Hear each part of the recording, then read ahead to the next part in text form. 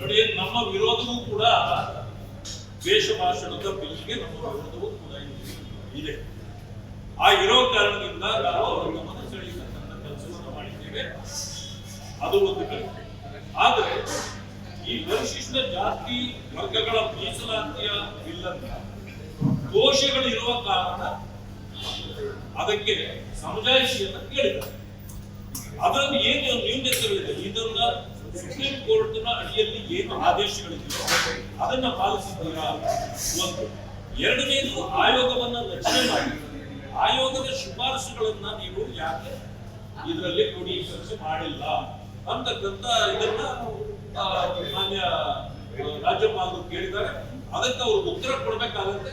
ಮತ್ತು ಇದು ಸುಪ್ರೀಂ ಕೋರ್ಟ್ನ ಆದೇಶದ ಅನುಸಾರವಾಗಿ ಇಲ್ಲದೆ ಇರೋದನ್ನ ಮಾನ್ಯ ರಾಜ್ಯಪಾಲರು ಗುರುತಿಸಿದ್ದಾರೆ. ಆದ್ದರಿಂದ ಅದಕ್ಕೆ ನನಗೆ ಒಂದು ಅನುಮಾನ ಇದೆ. ಈ ಸರ್ಕಾರಕ್ಕೆ ಪರಿಶಿಷ್ಟ ಜಾತಿ ವರ್ಗಗಳ ಮೀಸಲಾತಿಯನ್ನ ಸಾರಾಸಗಟಾಗಿ ಮಾಡಬೇಕು ಅನ್ನೋ ಉದ್ದೇಶ ಇದೆ. ಅದೇ ಕಾರಣದಿಂದ ಈಗಾಗಲೇ ಹೆಚ್ಚು 2 ವರ್ಷಗಳ ಅಂತ ಇದ್ರೂ ಕೂಡ ಸುಪ್ರೀಂ ಕೋರ್ಟ್ನ ಆದೇಶ ಬಂದಿದೆ. ಈಗ ಹರಿಯಾಣ ಇರಬಹುದು, ಬೇರೆ ಬೇರೆ ರಾಜ್ಯದ ಸರ್ಕಾರಗಳು ಜಾರಿಗೆ ಕೊಟ್ಟು ಬಹುಕಾಲ ಆಯಿತು. ಆದ್ರೆ ಈ ಸರ್ಕಾರ ಅದು ಹೇಗಾದ್ರೂ ಆಗದೆ ಇದ್ರೂ ಸರಿ, ಅಂದ್ರೆ ಪರಿಶಿಷ್ಟ ಜಾತಿ ಇವರ ಬೇಜವಾಬ್ದಾರಿ ನಡವಳಿಕೆ ಮೊದಲಿಂದಲೂ ಇತ್ತು, ಈಗಲೂ ಕೂಡ ಮುಂದುವರೆದಿದೆ. ಅನೇಕ ಹುದ್ದೆಗಳಿಗೆ ನೇಮಕಾತಿಗಳು ಆಗಬೇಕಾಗಿದೆ. ಇದನ್ನು ತೋರಿಸ್ಕೊಂಡು ಇವತ್ತು ನೇಮಕಾತಿಯನ್ನ ಮಾಡ್ತಾ ಇದ್ದಾರೆ. ಅಂದಮೇಲೆ ಇವರಿಗೆ ದಲಿತ ಪರವಾದ ಒಂದು ನಡವಳಿಕೆ ಇಲ್ಲ. ಜೊತೆಗೆ ಮೊದಲಿಂದಲೂ ಕೂಡ ಪರಿಶಿಷ್ಟ ಜಾತಿ ಒಳ ಮೀಸಲಾತಿಯ ವಿರುದ್ಧವಾಗಿ ಕಾಂಗ್ರೆಸ್ ಇತ್ತು. ಈಗಲೂ ಅವರ ಮನಸ್ಥಿತಿ ಹಾಗೇ ಇದೆ. ಒತ್ತಡಗಳಿಗೆ ಬಿಲ್ ತಂದಿದ್ರು, ಇದುವರೆಗೂ ಅದು ಸರಿಯಾಗಿ ಆಗಿಲ್ಲ. ಯಾಕೆಂತಂದ್ರೆ ಏನು ಶಿಫಾರಸುಗಳು ಆಯೋಗಕ್ಕೆ ಬಂದಿತ್ತು, ಆ ಆಯೋಗದ ಶಿಫಾರಸುಗಳ ಪ್ರಕಾರ ಇಲ್ಲ. ಹಾಗೆ ನೋಡಿ, ನಮ್ಮ ವಿರೋಧವೂ ಕೂಡ ದ್ವೇಷ ಭಾಷಣದ ಬಿಲ್ಗೆ ನಮ್ಮ ವಿರೋಧವೂ ಕೂಡ ಇದೆ. ಆ ಇರೋ ಕಾರಣದಿಂದ ನಾವು ಅವರ ಗಮನ ಸೆಳೆಯತಕ್ಕಂಥ ಕೆಲಸವನ್ನು ಮಾಡಿದ್ದೇವೆ. ಅದು ಒಂದು ಕಡೆ.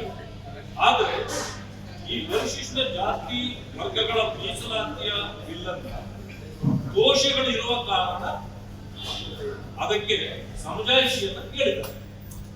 ಅದನ್ನು ಏನು ನ್ಯೂನತೆಗಳಿದೆ, ಇದನ್ನ ಸುಪ್ರೀಂ ಕೋರ್ಟ್ನ ಅಡಿಯಲ್ಲಿ ಏನು ಆದೇಶಗಳಿದೆಯೋ ಅದನ್ನ ಪಾಲಿಸಿದ್ದೀರಾ? ಒಂದು. ಎರಡನೇದು, ಆಯೋಗವನ್ನ ರಚನೆ ಮಾಡಿ ಆಯೋಗದ ಶಿಫಾರಸುಗಳನ್ನ ನೀವು ಯಾಕೆ ಇದರಲ್ಲಿ ಕ್ರೋಢೀಕರಿಸಿ ಮಾಡಿಲ್ಲ ಅಂತಕ್ಕಂಥ ಇದನ್ನ ಮಾನ್ಯ ರಾಜ್ಯಪಾಲರು ಕೇಳಿದ್ದಾರೆ. ಅದಕ್ಕೆ ಅವರು ಉತ್ತರ ಕೊಡಬೇಕಾಗುತ್ತೆ. ಮತ್ತು ಇದು ಸುಪ್ರೀಂ ಕೋರ್ಟ್ನ ಆದೇಶದ ಅನುಸಾರವಾಗಿ ಇಲ್ಲದೆ ಇರೋದನ್ನ ಮಾನ್ಯ ರಾಜ್ಯಪಾಲರು ಗುರುತಿಸಿದ್ದಾರೆ. ಆದ್ದರಿಂದ ಅದಕ್ಕೆ ನನಗೆ ಒಂದು ಅನುಮಾನ ಇದೆ. ಈ ಸರ್ಕಾರಕ್ಕೆ ಪರಿಶಿಷ್ಟ ಜಾತಿ ವರ್ಗಗಳ ಮೀಸಲಾತಿಯನ್ನ ಸಾರಾಸಗಟಾಗಿ ಮಾಡಬೇಕು ಅನ್ನೋ ಉದ್ದೇಶ ಇದೆ. ಅದೇ ಕಾರಣದಿಂದ ಈಗಾಗಲೇ ಹೆಚ್ಚು 2 ವರ್ಷಗಳ ಅಂತ ಇದ್ರೂ ಕೂಡ ಸುಪ್ರೀಂ ಕೋರ್ಟ್ನ ಆದೇಶ ಬಂದಿದೆ. ಈಗ ಹರಿಯಾಣ ಇರಬಹುದು, ಬೇರೆ ಬೇರೆ ರಾಜ್ಯದ ಸರ್ಕಾರಗಳು ಜಾರಿಗೆ ಕೊಟ್ಟು ಬಹುಕಾಲ ಆಯಿತು. ಆದ್ರೆ ಈ ಸರ್ಕಾರ ಅದು ಹೇಗಾದ್ರೂ ಆಗದೆ ಇದ್ರೂ ಸರಿ, ಅಂದ್ರೆ ಪರಿಶಿಷ್ಟ ಜಾತಿ ಇವರ ಬೇಜವಾಬ್ದಾರಿ ನಡವಳಿಕೆ ಮೊದಲಿಂದಲೂ ಇತ್ತು, ಈಗಲೂ ಕೂಡ ಮುಂದುವರೆದಿದೆ. ಅನೇಕ ಹುದ್ದೆಗಳಿಗೆ ನೇಮಕಾತಿಗಳು ಆಗಬೇಕಾಗಿದೆ. ಇದನ್ನು ತೋರಿಸ್ಕೊಂಡು ಇವತ್ತು ನೇಮಕಾತಿಯನ್ನ ಮಾಡ್ತಾ ಇದ್ದಾರೆ. ಅಂದಮೇಲೆ ಇವರಿಗೆ ದಲಿತ ಪರವಾದ ಒಂದು ನಡವಳಿಕೆ ಇಲ್ಲ.